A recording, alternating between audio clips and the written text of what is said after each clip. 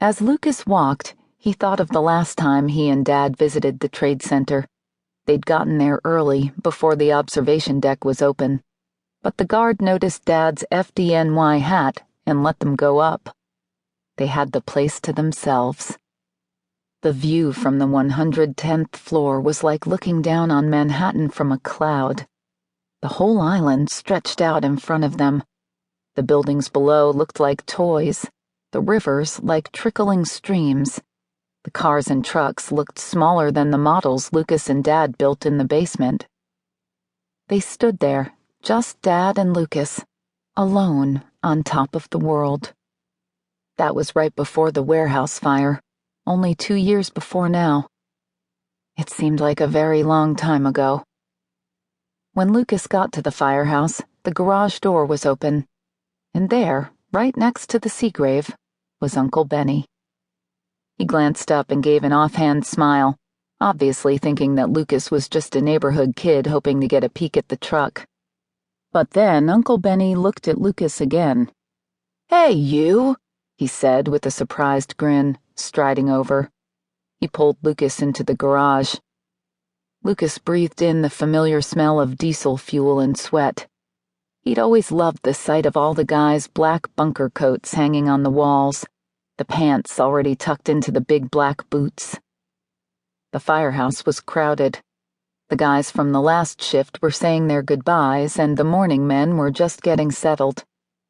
Guys came from all over the firehouse to say hi to Lucas, wrapping him in bear hugs, rubbing his head, and telling him he was growing like a weed.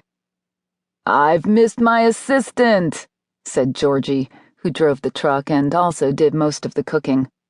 On Lucas's visits with Dad, his favorite job was helping Georgie cook his famous tomato sauce.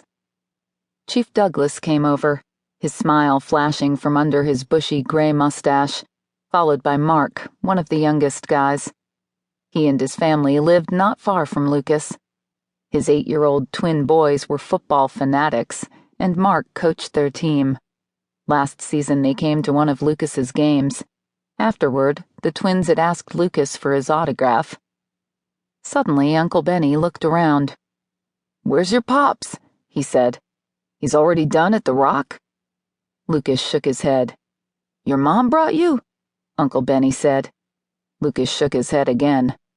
Uncle Benny eyed Lucas, and his smile faded. "You okay?" he said softly. Lucas didn't answer. Uncle Benny looked at Georgie, who gave him a nod. "Cover me, will you guys?" Uncle Benny asked. "I'll be back in a few." Uncle Benny led Lucas outside and they started walking. "This is some kind of day, isn't it?" he said, squinting up at the bright blue sky. Neither of them said anything more, until finally Lucas came out with it. "Mom and Dad are making me quit football," he said, "because of my concussions." Lucas watched Uncle Benny's face, waiting for his eyebrows to mash together in anger, for his cheeks to burn furious red. But Uncle Benny just nodded. Then he looked at Lucas. "I've been worried about you, kiddo," he said. "You've got yourself a darned good brain. I don't want you ending up like poor Stan Walsh." And then it suddenly hit Lucas. It was Uncle Benny who got Mom to bring him to see Dr. Barrett. He must have known he'd been Stan Walsh's doctor. Lucas had come all this way because he thought Uncle Benny would help him, and Uncle Benny was the reason he had to quit. Uncle Benny stopped and put his hands on Lucas's shoulders. It seemed like he was trying to keep Lucas pinned to the ground, like otherwise he'd fly away. He stared at Lucas with those bright light eyes of his. "You'll find something else," he said. "What else do I have?" Lucas wanted to ask. But before he could, something over Lucas's shoulder caught Uncle Benny's attention.